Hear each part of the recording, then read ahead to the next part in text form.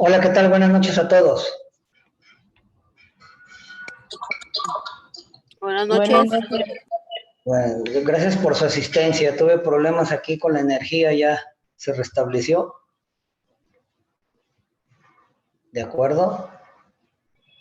Gracias por estar acá. Sí, profe, no se preocupe.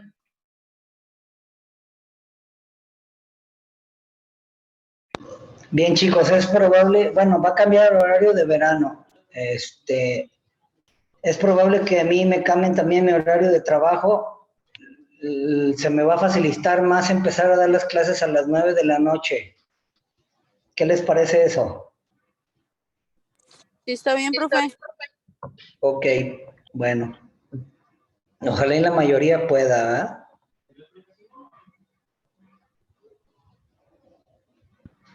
Buenas noches. Hola, buenas noches. ¿Qué tenemos ahí en pantalla? Inflamación. Bien, vamos a comenzar. ¿Alguien tiene una idea de lo que es la inflamación? Es decir, el concepto de inflamación.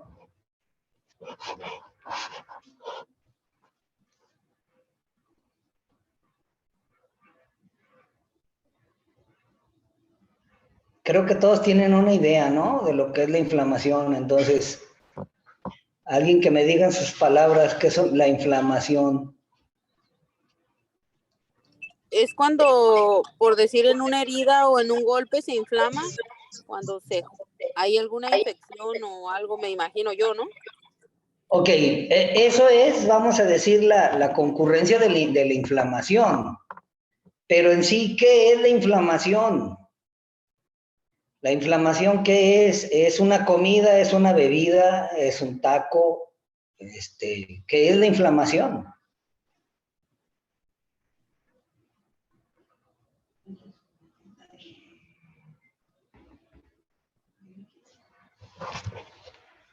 Pues yo lo entiendo como que se hincha la parte que está lesionada, ¿no? Ok, ¿se acuerdan que los líquidos todos están multicompartimentos, cada líquido está en su lugar? Como si fueran matriuscas, un espacio dentro de otro, que cada líquido se encuentra en su lugar y hay movimiento de los líquidos. Intravascular, extravascular, intracelular y extracelular, intersticial. Y el resto de los líquidos moviéndose por el cuerpo. Cuando ocurre un movimiento de líquido a un lugar a otro, es por un proceso de mecanismo de recuperación del sistema. ¿Se acuerdan que hablábamos de la homeostasis? ¿Se acuerdan que hablamos de la homeostasis, muchachos? ¿Qué es la homeostasis? ¿Es una nueva marca de mostaza o qué es la homeostasis?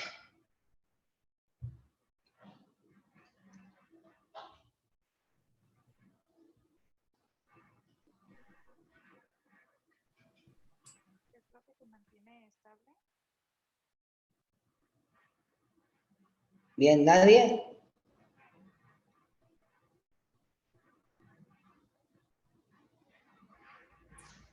Perdón, es que acabo de entrar, profesor. Ok. ¿Sí me escucharon el resto?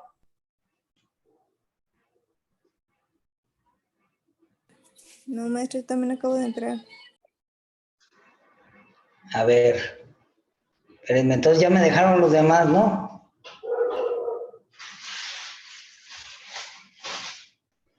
Ok, pregunta. ¿Recuerdan qué es la homeostasis? Es la propiedad que tienen los organismos para mantenerse, ¿no? Exacto, Estable entonces internamente. es un sistema de retroalimentación que va a mantener en equilibrio las funciones vitales para el mantenimiento de lo que es la normalidad, ¿verdad? Entonces, la salud y la normalidad depende de la homeostasis. La homeostasis tiene mecanismos de retroalimentación positiva y negativa. En estos procesos de retroalimentación, cuando ocurre un daño de tejido, va a ocurrir un sistema de retroalimentación en la que el tejido dañado va a aumentar circulación, extravasación, es decir, movimiento de líquidos, edema, calor. Eso es la inflamación. Entonces la inflamación es un mecanismo de defensa del organismo, es parte de los sistemas de retroalimentación. ¿Positiva o negativa la retroalimentación? ¿Ustedes qué dicen?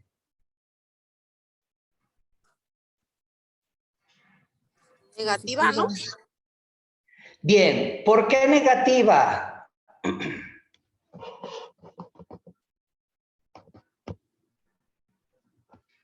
Porque es cuando se supone, bueno, yo digo que está enferma la parte que necesita ser retroalimentada. Contrarresta Negativa va en contra, ¿no? y contrarresta cambios. Incrementa. Entonces, si tienes algo dulce, ¿cómo le quitas lo dulce? ¿Con más dulce o qué? ¿Cómo le quitas lo dulce? Pues le echamos, pues si está muy dulce y pues le echamos más agua. Esa es retroalimentación negativa. ¿Sale?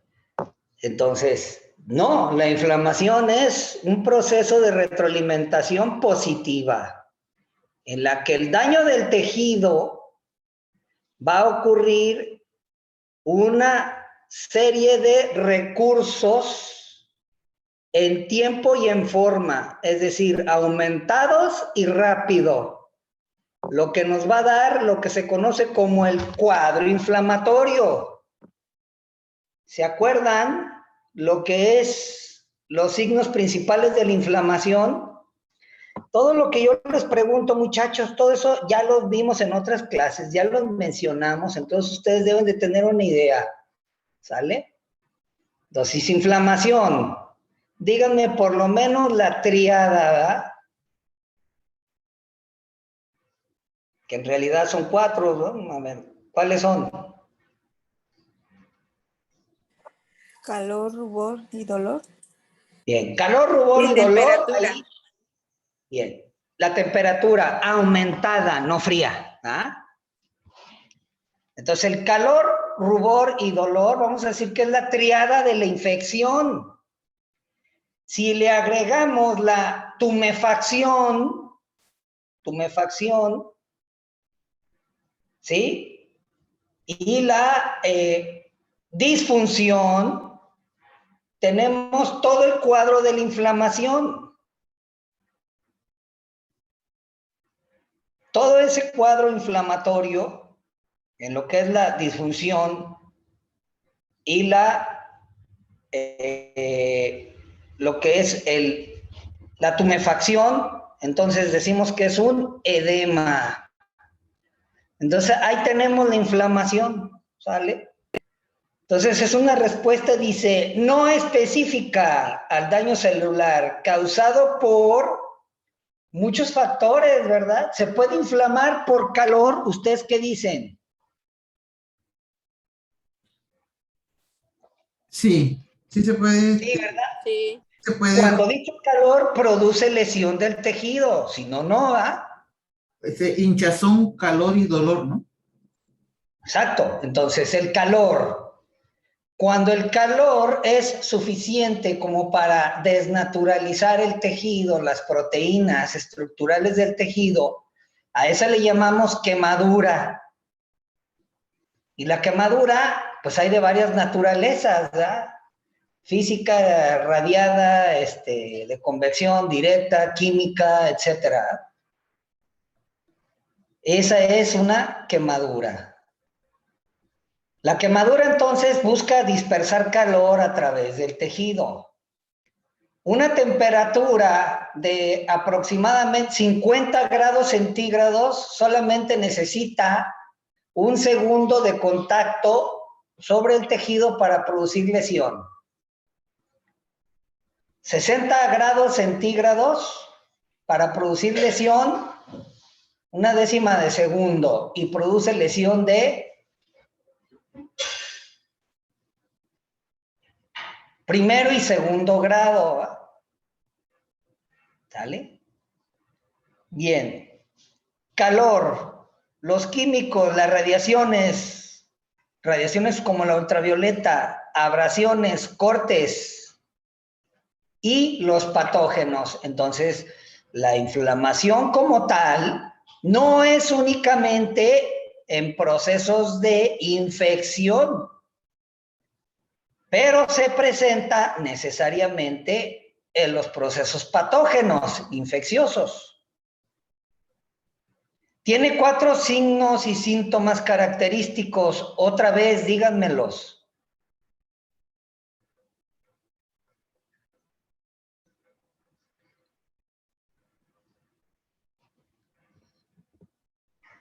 La coloración es uno, ¿no? Ok, pero es rubor, ¿ah? Calor, tumefacción o tumor, dolor. Y todo esto conlleva, pues, a un proceso de claudicación de la disfunción y se ve todo el cuadro de hinchazón. ¿Sale? Entonces la zona está inflamada, se enrojece, aumenta la temperatura, se produce necesariamente el edema o hinchazón y entonces, ¿qué ocurre? Se siente dolor. Entonces, esto se debe a que cuando las células se dañan, allí hay ciertas estructuras en los tejidos conectivos vasculares, como el retículo endotelio, que tienen sensores que estimulan la segregación de sustancias químicas mediadores, las citoquinas. Algunas de estas, la más conocida es la histamina. La histamina entonces va a producir esa cascada inflamatoria. Hace que los vasos sanguíneos de la zona dañada se dilaten. Los vasos sanguíneos se dilatan. Cuando los vasos sanguíneos se dilatan, entonces, ¿qué ocurre? Salida de líquido al espacio extracelular y ahí se produce los movimientos, los secuestros de los líquidos. ¿Se acuerdan cómo se le llama al fenómeno donde se toma líquido de un lugar y se envía a otro? Cuando vimos electrolitos, acuérdense, ¿cómo se le llama a eso?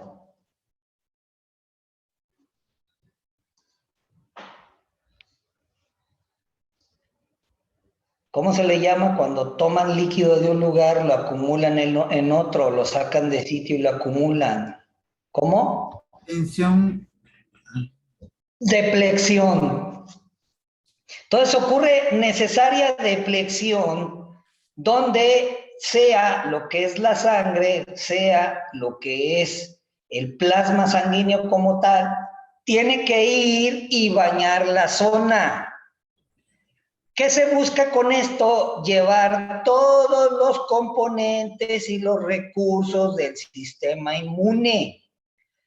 Parte de estos son glóbulos blancos especializados en destruir células, sean dañadas, sean invasoras, como los fagocitos. A la zona que en teoría, ¿se acuerdan? Es una puerta de entrada a los microorganismos, entonces se está protegiendo la zona de esa forma, ¿sí? A través de todo este proceso, todo este movimiento, ¿de acuerdo? Entonces, chicos, ¿cómo se le llama a la zona de una ciudad cuando ocurre un hecho delictivo, más o menos vamos a decir narcobloqueos y otras cosas, ¿cómo se le llama ahí la zona de la ciudad? ¿Cómo le llaman cuando ocurre el evento?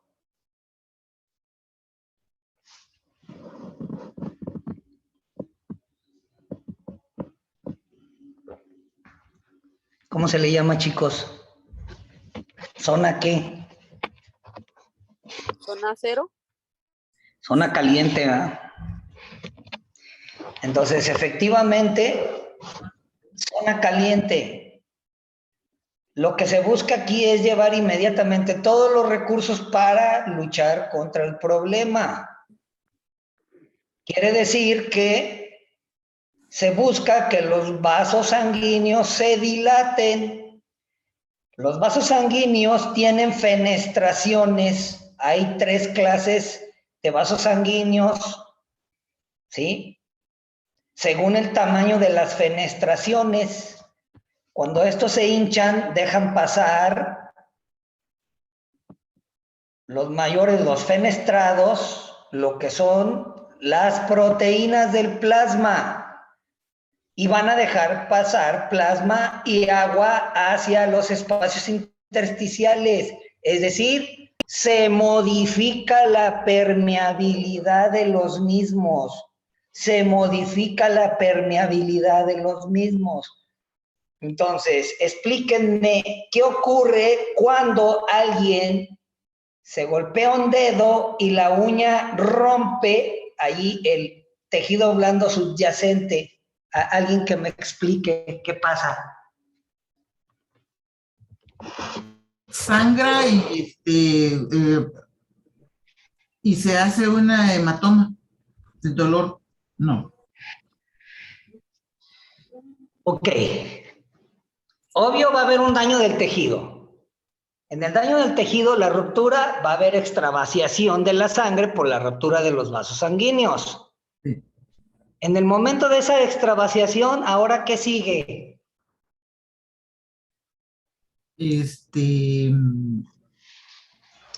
¿Va a seguir sangrando ahí por siempre o qué? No, ahí sufre una coagulación. Entonces, viene la herida, ¿vale? La ruptura va a producir salidas de la sangre, la extravasación, hemorragia. ¿Y luego qué viene? Hemostasia. Se forma el tapón, la hemostasia. Inmediatamente Y acompañada luego de... se inflama. Y entonces, ¿qué ocurre? Se despierta la inflamación, ¿verdad? En el momento en que ocurre el daño del tejido, se producen mensajeros proteínicos que van a producir la cascada de inflamación. Y ahí viene el proceso inflamatorio. Uno de esos mediadores es la histamina. Cuando estamos bien hinchados de los senos paranasales, de los vías superiores, rinitis, moco y todo eso, ¿qué tomamos? ¿Anti qué? No me digan antifludes ni nada de eso, no. ¿Cómo se les llama genéricamente? Antihistamínico. Exacto. Entonces, ¿por qué antihistamínico? Porque se busca combatir a qué hormona mensajera o mediadora, mejor dicho. ¿A la qué? Acabas de decirlo. Sí, solo que Acabas no, de no. decirlo. Histamina, antihistamínico, antihistamínico, la histamina. Quiere decir que si yo agarro un sobrecito de antihistamínico y lo pongo ahí directo ahí en la zona dañada ahí, ¿se desinflama? No. No, ¿verdad? Entonces hay que entender lo que es la administración de fármacos, las vías, las dosis, los vehículos, etcétera. Bien, entonces se produce ahí el proceso inflamatorio debido al daño de los tejidos y viene todos los líquidos, el cambio de la permeabilidad vascular, ocurre el edema, el hinchazón y luego viene que el proceso imperfecto de cicatrización pero no puede cicatrizar. Y entonces, como no puede cicatrizar y la inflamación continúa, ¿qué se forma allí? Ya cuando está como de segundo grado, ¿qué se forma? Infección. Hay riesgo de infección, desde luego, hay riesgo, pero no siempre va. Esa pelotita de carne que se forma ahí, ¿qué es? Granuloma. ¿Ya? Un granuloma telangiectásico, porque es un proceso que sigue la inflamación exagerada, pero sin resolverse, no puede cicatrizar y entonces hay ahí una gran formación, una plétora de vasos sanguíneos, porque en teoría el proceso inflamatorio lo que busca es eso. Entonces es un proceso inflamatorio descontrolado, el cual no puede resolverse, no cicatriza y se forma esa plétora, esa tumor benigno, esa neovascularización y nos forma esa lesión, el granuloma telangiectásico. ¿De acuerdo? Y entonces se completa el cuadro. Entonces fíjense cómo aquí a través de una lesión del tejido ya tenemos todo el cuadro inflamatorio, un proceso imperfecto de cicatrización. La cicatrización va a venir después de la inflamación, ¿verdad? Ese tipo de inflamación viene siendo como una protección para no seguir avanzando la infección, o Ok. es Bien, entonces pregunta, ¿la inflamación es buena o es mala? Buena. usted dijo que era bueno. ¿El tequila es bueno o es malo? Es bueno. ¿El ¿Malo? vino es bueno o es malo? En exceso malo. ¿Qué hubo? Entonces, reformulamos, ¿la inflamación es buena o es mala? Es mala. Ok, entonces ya nos fuimos para atrás. A ver, ¿por qué mala? Es que no No, es entiendo. buena porque ayuda a los tejidos. ¿Por qué hago la comparación con el vino y el tequila, chicos? ¿Por qué?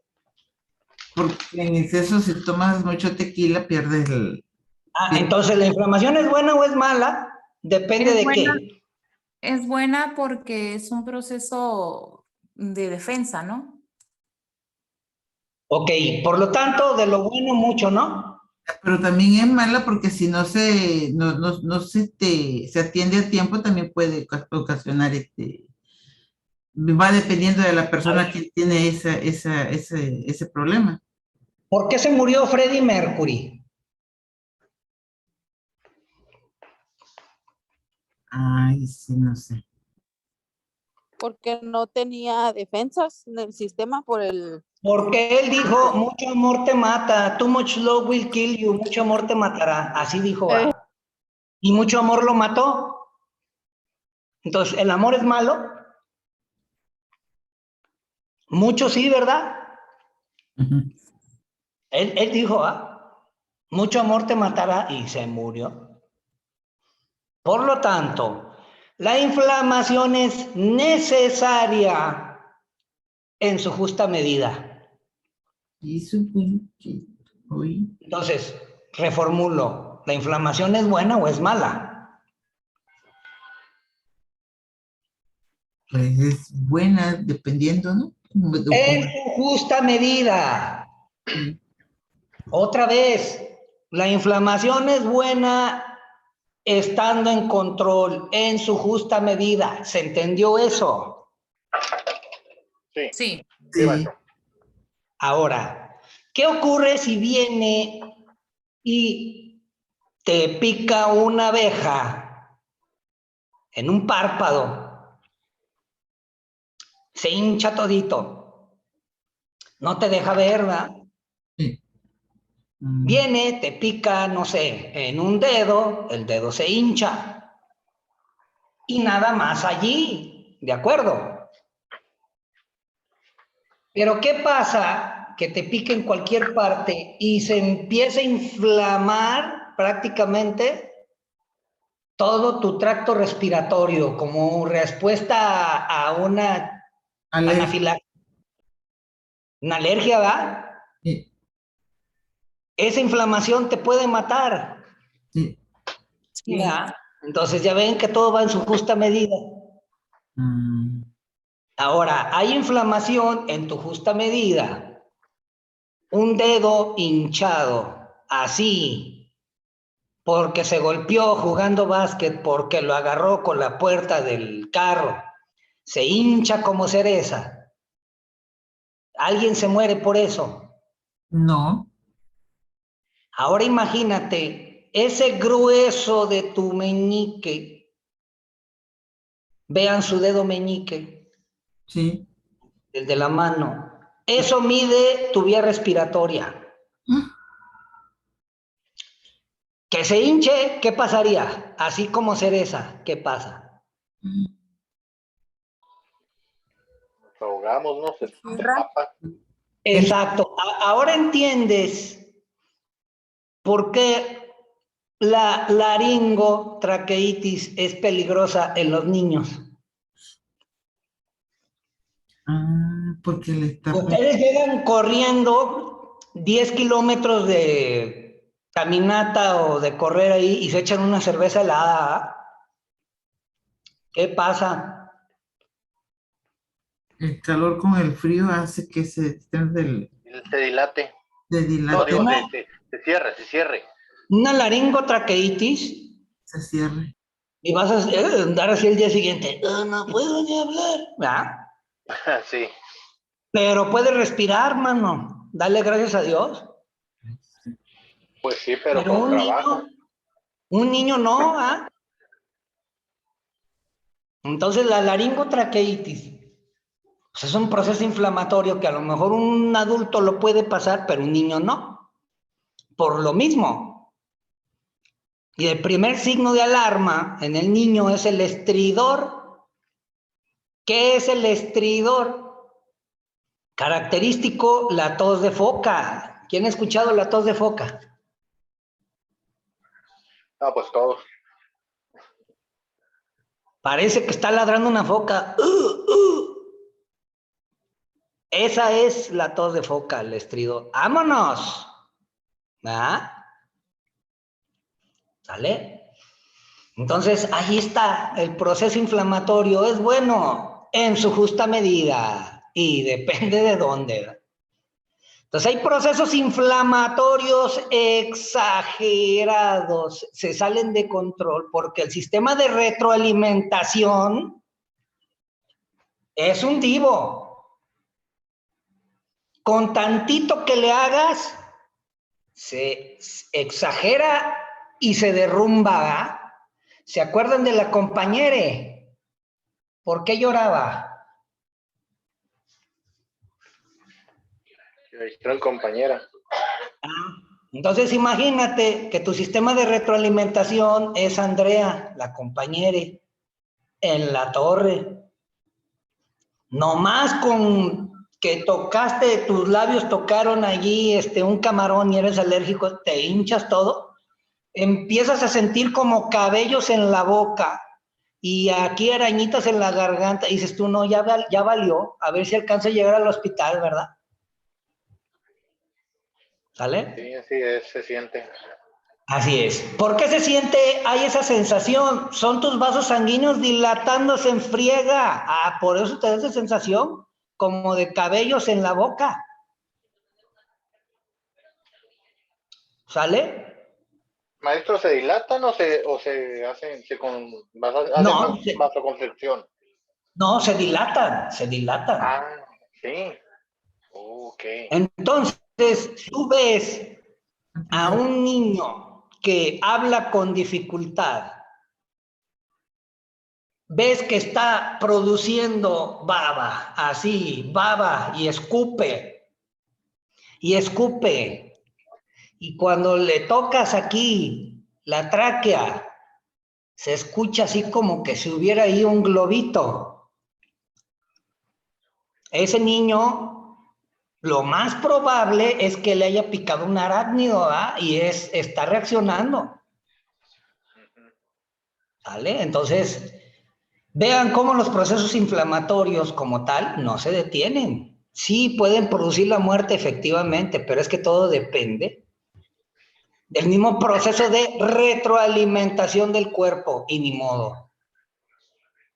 Ni modo. Entonces, esto quiere decir que va a aumentar el espacio entre las células que forman los vasos de tal manera que los fagocitos van a poder pasar a los tejidos a través de esas compuertas llamadas fenestraciones.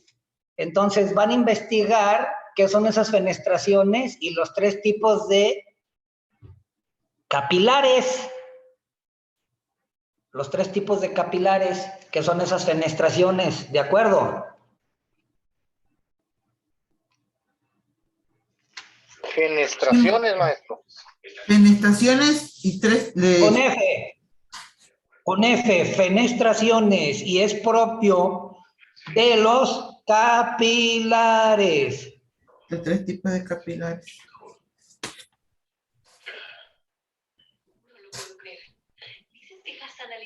Bien.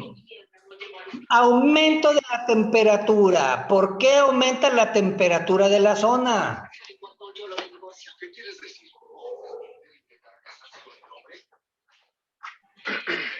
¿Por qué aumenta la temperatura?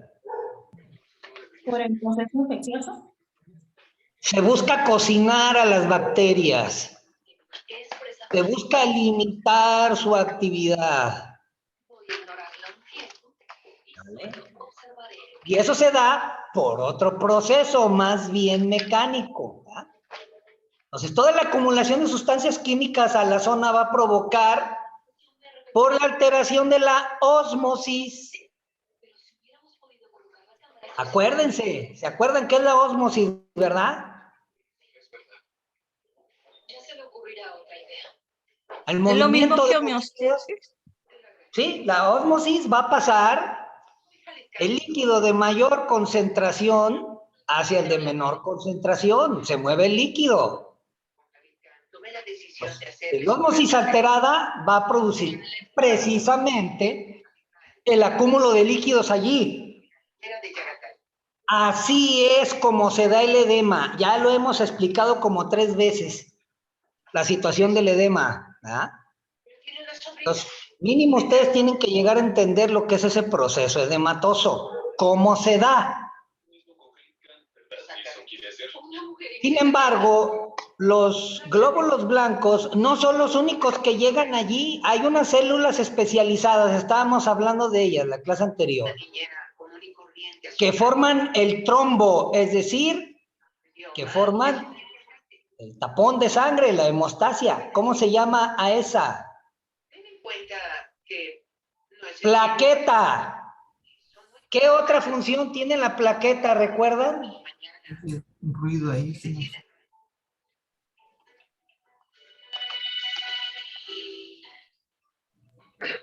No se escucha bien porque ese ruido que está viendo de... Es que están viendo Betty la Fea, pues, y al profe al mismo tiempo.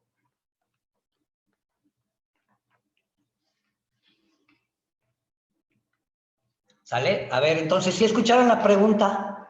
Coagula la sangre, ¿no, maestro? Exacto. Esa es Ayuda una a de las coagular la funciones sangre. de la plaqueta. Pero ¿se acuerdan que les había dicho que la plaqueta produce un factor de proliferación celular dermoepidérmico y acelera la cicatrización? ¿Se acuerdan que se los expliqué?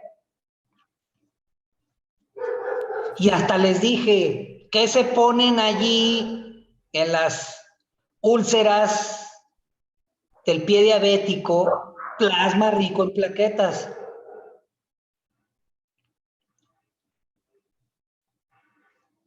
¿Sí, chicos? Sí, profesor. Bien, entonces las plaquetas también producen ese factor de proliferación celular dermoepidérmico para acelerar la cicatrización, no únicamente haciendo el coágulo. El coágulo se va entonces a hacer en combinación con una sustancia altamente filamentosa. ¿Quién conoce el gel del cabello, el moco de gorila? Yo. Hay otra pastita blanca que se usa también para el pelo. ¿Sí la han visto? ¿Qué hace esa pasta blanca para fijar el pelo? Se fue poquito la señal, maestro. No alcancé yo a escuchar.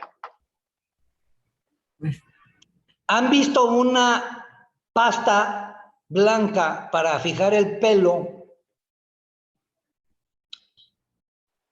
que se pone entre las palmas? ¿Sí lo han visto? ¿Le llaman mousse? ¿La que se llama telaraña? Exacto, exacto. ¿Verdad que forma ahí todo un intrínseco, así como telita de araña y luego se pone en el pelo? Sí. Sí. Ahí está. Imagínate esa pastita. ¿Cómo forma esos filamentos? Esa es la cualidad que tiene el fibrinógeno. ¿Quién se va a bañar? Forma esa red y atrapa las plaquetas y forma el coágulo. Tu mamá tiene tarea. ¿Cómo? Tus micrófonos, compañeros. Es que no sé si me están diciendo algo a mí o se están peleando por allá. A ver, entonces, ¿sí se escuchó, chicos, cómo se forma el tapón de hemostasia?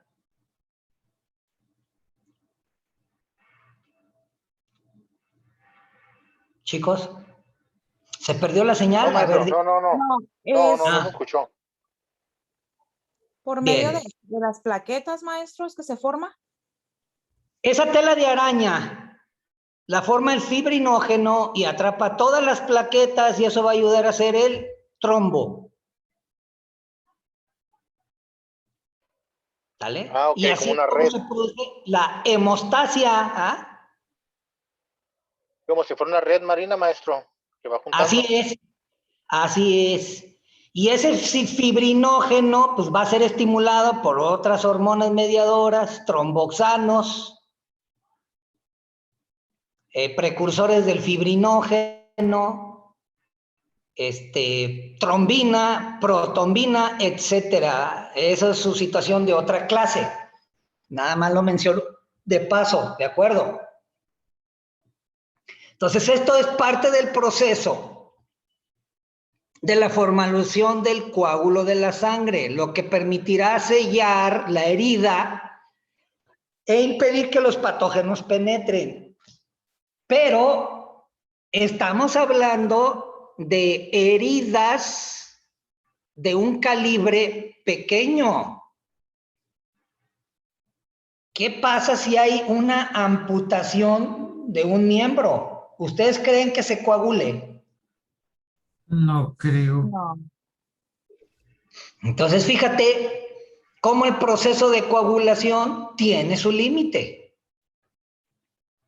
Cuando rebasa el límite, se produce la hemorragia, no se contiene y viene ¿qué? La muerte, ¿verdad? ¿Sale? Entonces, por lo tanto, en un evento de esta naturaleza, hay que hacer coagulación artificial. Vamos a hacer un tapón. Inmediatamente, lo que se tiene que hacer ahí en la zona de la lesión profunda es hacer presión directa, elevación del miembro, para que disminuyan la presión y luego ligadura fuerte en la parte más próxima de la lesión.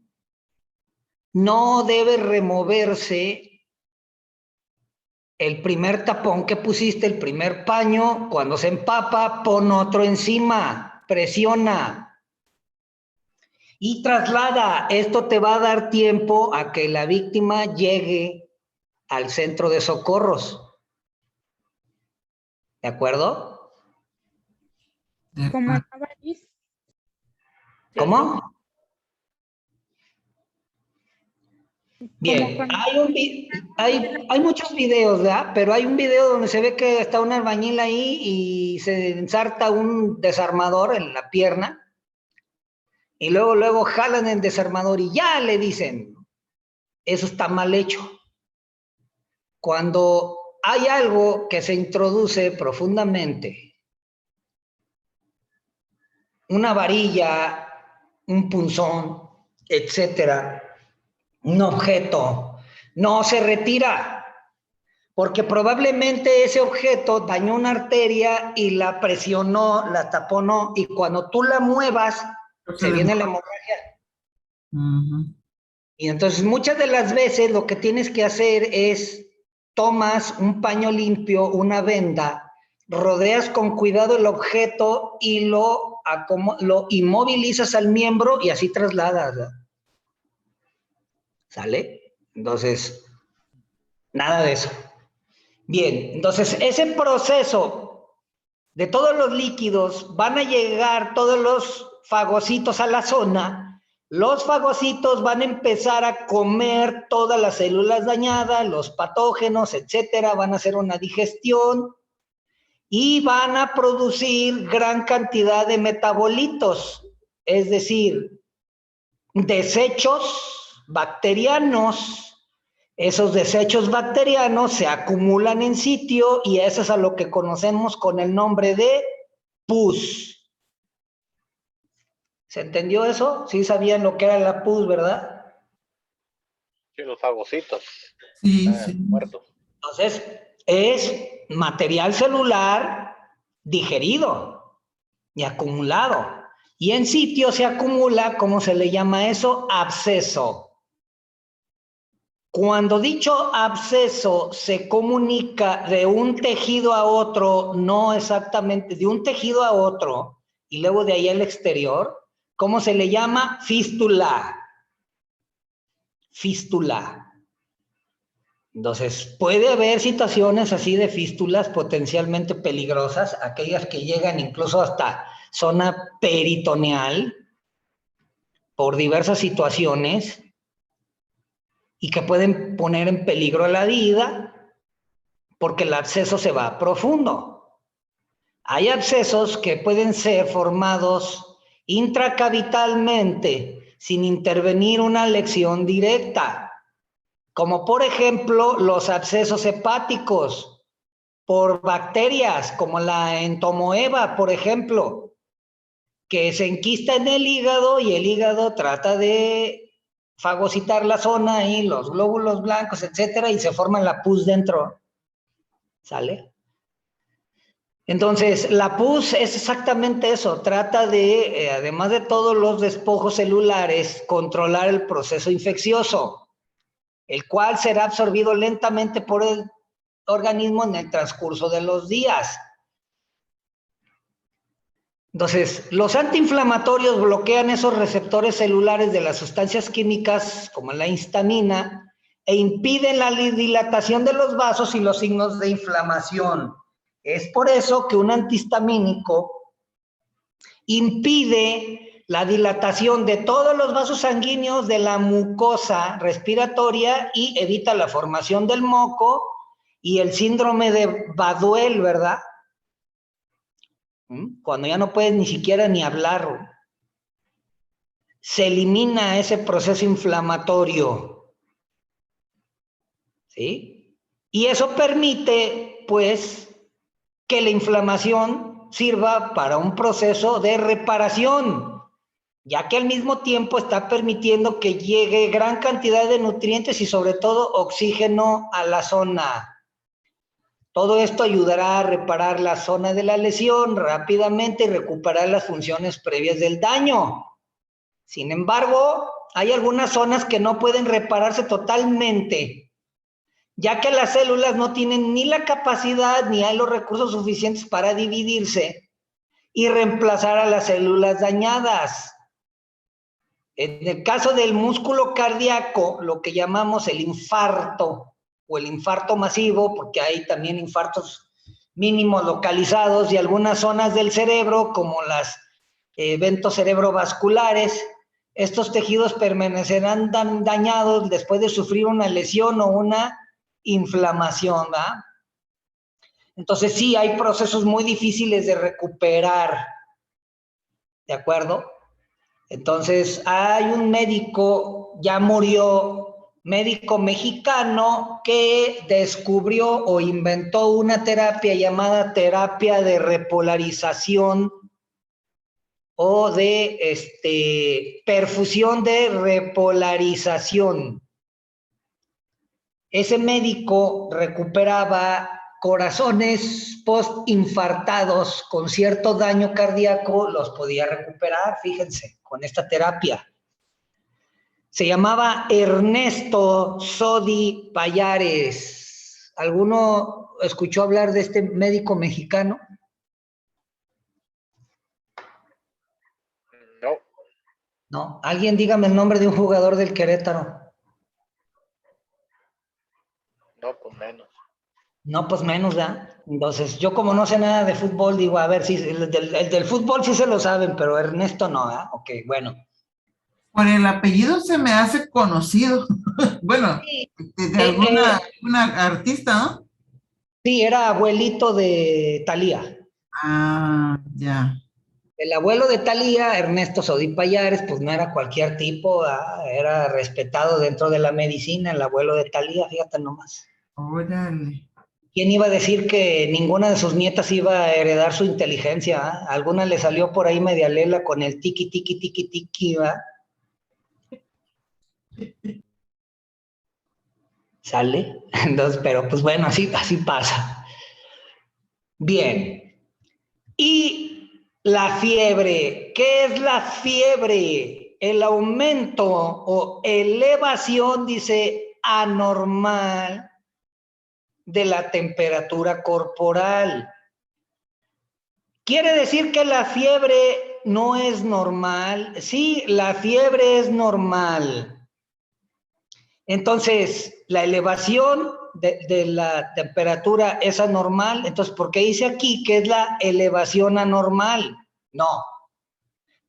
La fiebre es un proceso normal igual que la inflamación. Cuando rebasa una temperatura límite segura, entonces ya se vuelve peligrosa o anormal. ¿Se entiende eso? Quiere decir entonces que una elevación de la temperatura es aquella que rebasa los 37 grados centígrados. 37.5, ¿cómo se le llama? Cuando está de 37 a 38 grados aproximadamente. Febrícula. Fiebre. Febrícula. Y de 38 para arriba, ¿cómo? Fiebre.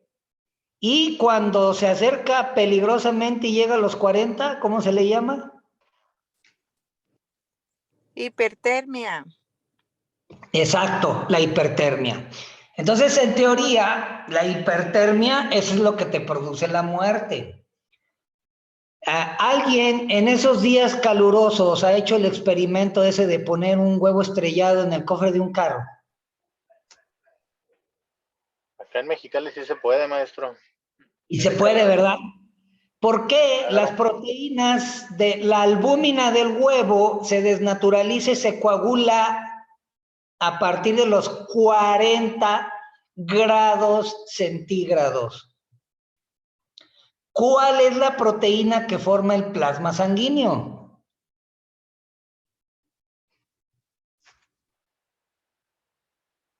¿Las proteínas que qué, maestro? Que forman el plasma sanguíneo humano.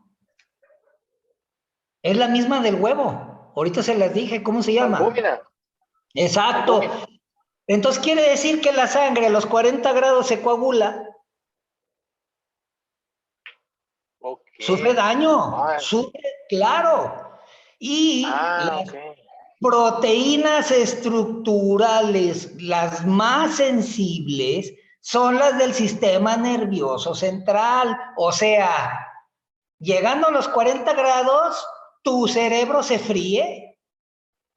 Maestro, por eso desvarían un poco la gente que tiene la fiebre alta. Claro, claro. O comienzan a convulsionar, ¿verdad? Exacto. A mí cuando me dio el COVID y me subió la temperatura así, haz de cuenta que hablé en lenguas. Hablé hebreo, arameo,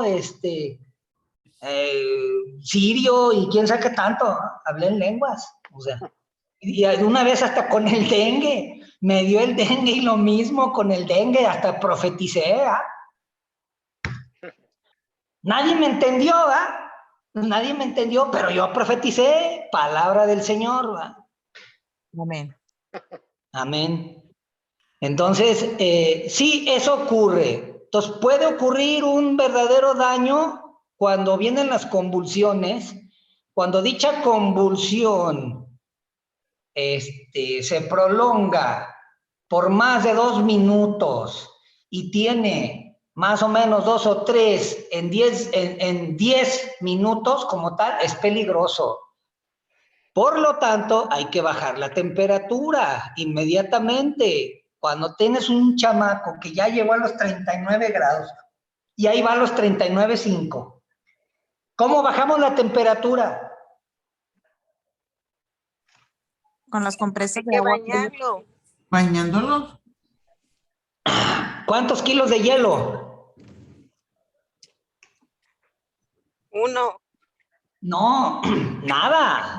No, pues tiene que ser con Puros agua. baños, maestro. Pero baños Exacto. tibios, baños, ¿Y los supositorios, profe? Es agua templada. Una vez me tocó que me hablaron para ir a ver así a un niño que estaba, y llegué, y no, hombre, la mamá, el pobre niño estaba casi azul. Señora, no es agua helada. No. Es agua templada, así. Pobre chamaco, dije, al rato le quita la fiebre y le va a dar una neumonía. ¿Sale? Bien. No, hay medicamentos que van a reducir, los antipiréticos, reducen la temperatura. Y estamos acostumbrados a utilizar los antipiréticos. Pero en teoría estamos hablando que la fiebre es beneficiosa. Lo único que tienes que hacer es vigilar que tu niño no le aumente la temperatura a los 39 grados y entonces, ¿qué? La bajas. O sea, que no pase de los 39. ¿Me entienden?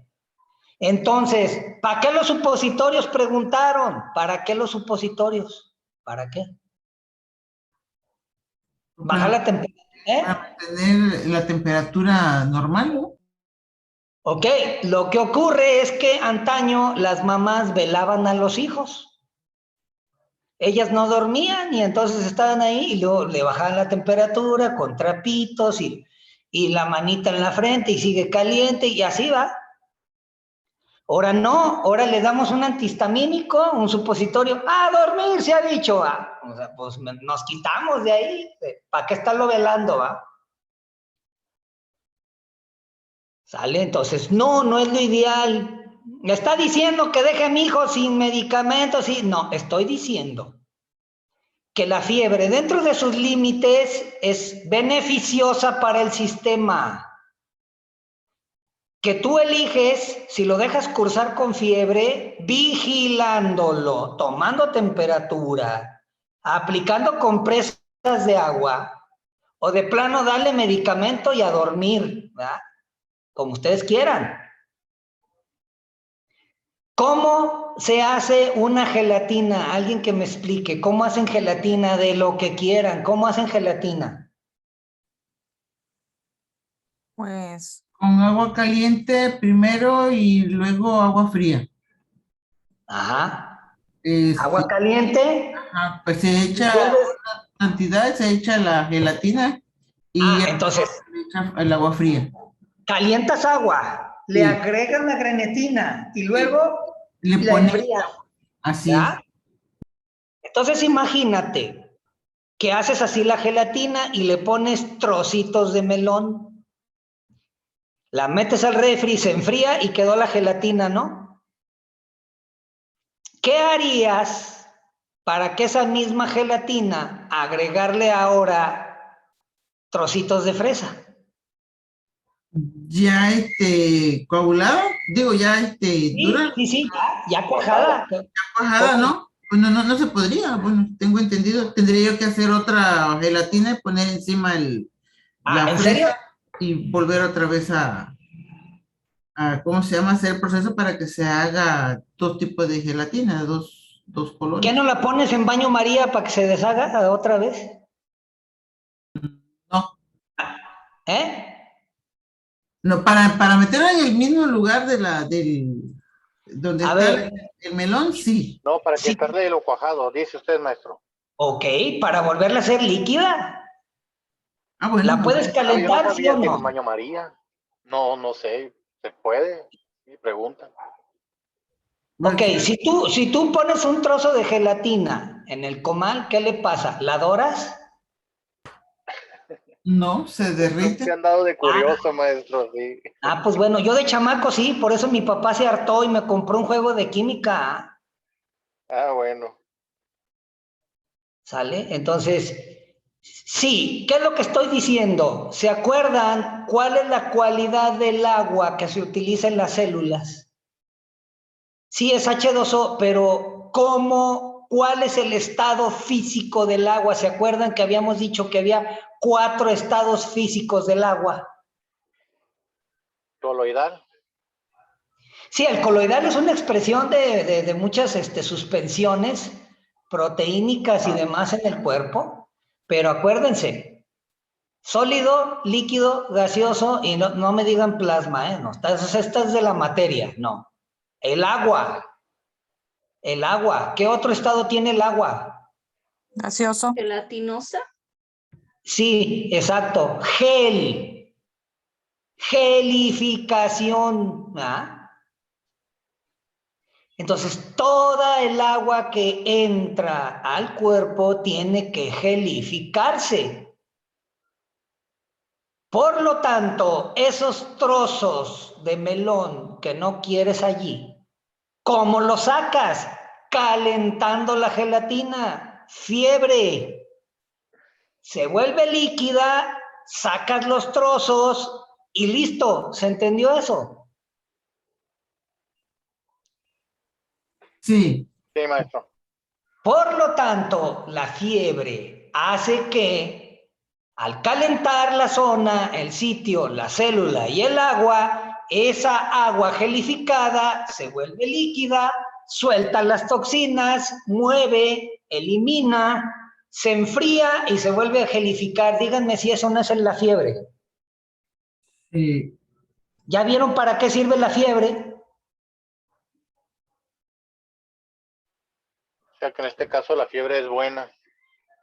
Entonces, ¿qué pasa? El chamaco vivía en Guadalajara y luego te lo llevas a vivir a Torreón y acá tercer día hay tormenta de arena, parece el Cairo, Egipto,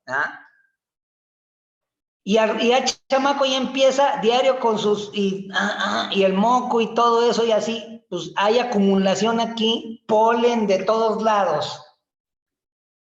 Aquí hay mucho árbol no endémico que produce demasiado polen y otras cosas contaminantes, vamos a decirlo así. Y otras situaciones. Estamos en medio de una producción minera, entonces imagínate todo eso. Queda atrapado, entonces ¿qué? Al chamaco no le queda de otra más que producir fiebre, pero luego se la tapamos, ¿ya? ¿Ustedes creen que van a poder sacar eso? Pregunto. ¿Creen que van a poderlo sacar? No. No, porque va a quedar atrapada como los melones de opera. Entonces, vez tras vez, tras vez, tras vez, lo estás haciendo, pobre chamaco, llega a ser un adolescente y ya tiene ahí atrofia de los cornetes nasales y luego dicen, ¿qué disque tengo? Taponeamiento, ¿cómo se le llama esa enfermedad que se atrofian ahí? Sinusitis. Ahora entiendes por qué tienes sinusitis. Dile gracias a tu mamá. Dile gracias, mamá, por preocuparte. Los papás hacen todo desde el corazón y movidos por la ignorancia a veces, pero desde el corazón, ¿verdad? Entonces, no la culpes. ¿Sale? Entonces, cuando estas sustancias lo indican, aumenta la temperatura, a eso se les denominan pirógenos. ¿Han leído lo que dice la etiqueta de las de las jeringas desechables, ¿qué dice? ¿Qué dice la etiqueta? Después de usarlo. ¿Eh? No, sí, pero dice libre de qué. Después de usarlo. Desecharse después de usarse, ¿va? Pues sí. Dice libre de pirógeno, ¿sí se han fijado qué dice eso? No. Ah, léanlo. Aquí tengo una en mis manos y ahí dice, libre de pirógenos. O sea, significa, puedes utilizar esta jeringa con confianza, no va a haber nada que te produzca fiebre. O sea, los pirógenos. Entre ellos podemos nombrar lipopolisacáridos, los cuales son los materiales de la composición de la membrana celular de la mayoría de las bacterias. En la boca tenemos alrededor de 1000 especies de bacterias y todas estas pueden ser pirógenas. Otras, interleuquinas y otras más, toxinas bacterianas. Las toxinas bacterianas, como procesos de metabolismo, o sea, metabolitos, pueden ser tóxicos, venenosos y estorbar el movimiento incluso de la circulación en los pequeños vasos. Este acúmulo de toxinas puede darnos síndrome del choque tóxico. ¿Alguien sabe lo que es el síndrome del choque tóxico y cuál es la forma más común de producirla en la mujer?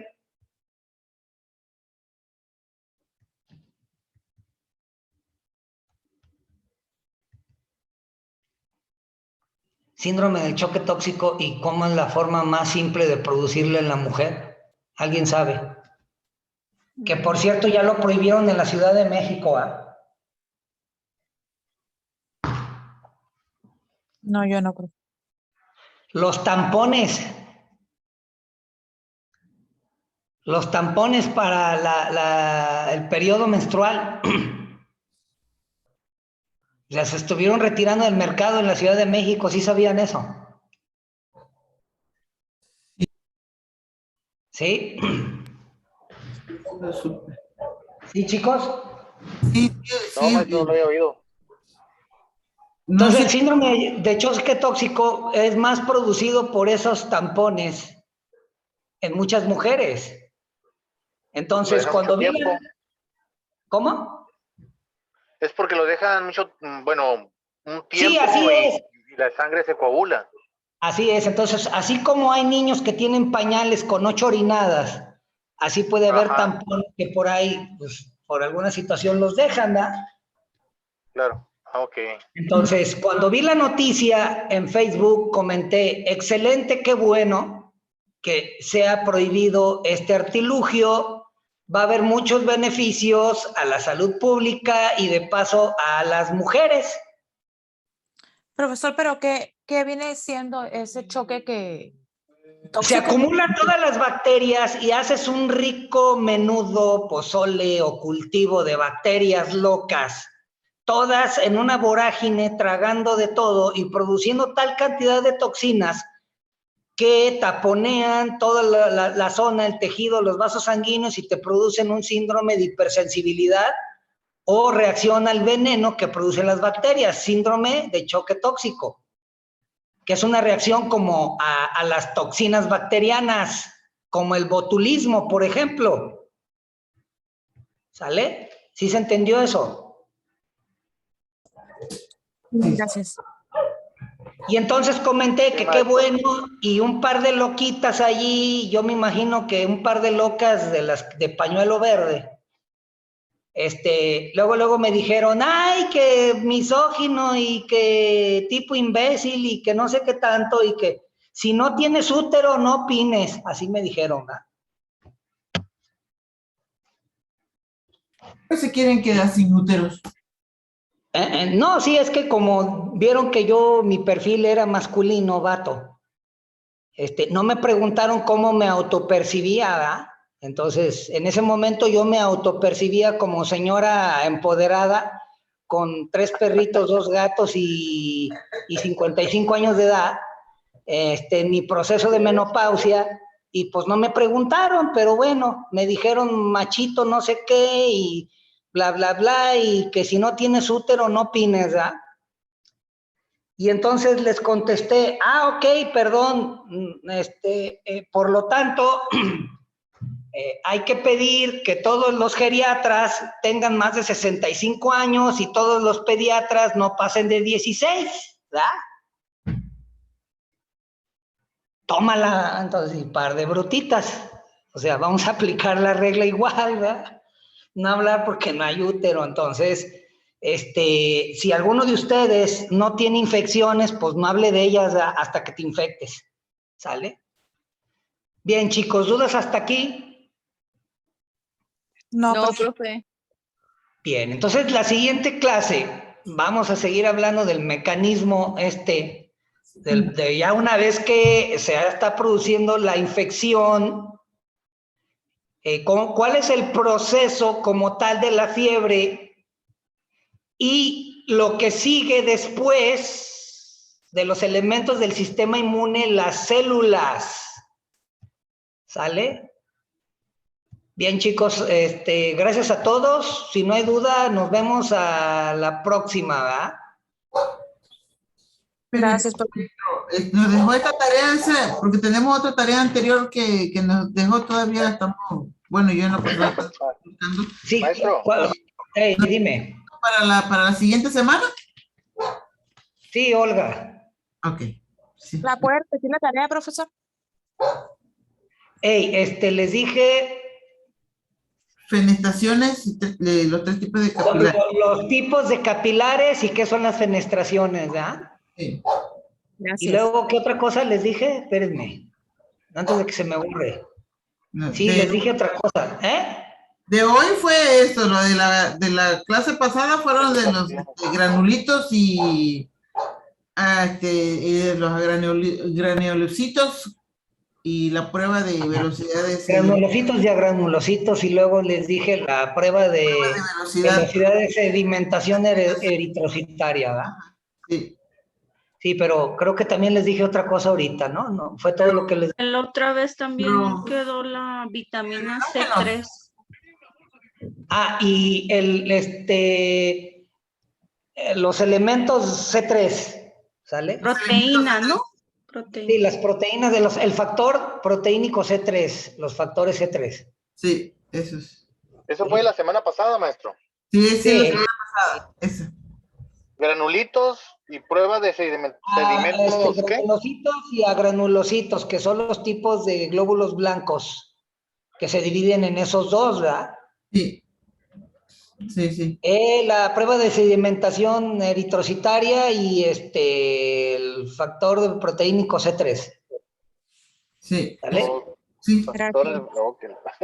Maestro. Sí. Maestro, me quería confirmar, le mandé todo lo del parcial pasado por WhatsApp, ¿está bien o es por correo? Todo es por WhatsApp, todo es por WhatsApp. Bueno, ok, ya se lo mandé, está bien, gracias, maestro. Dale, bien, chicos, nos vemos próxima clase entonces. Gracias, maestro. Buenas noches. Buenas noches. Adiós, bye. Bye. Bye.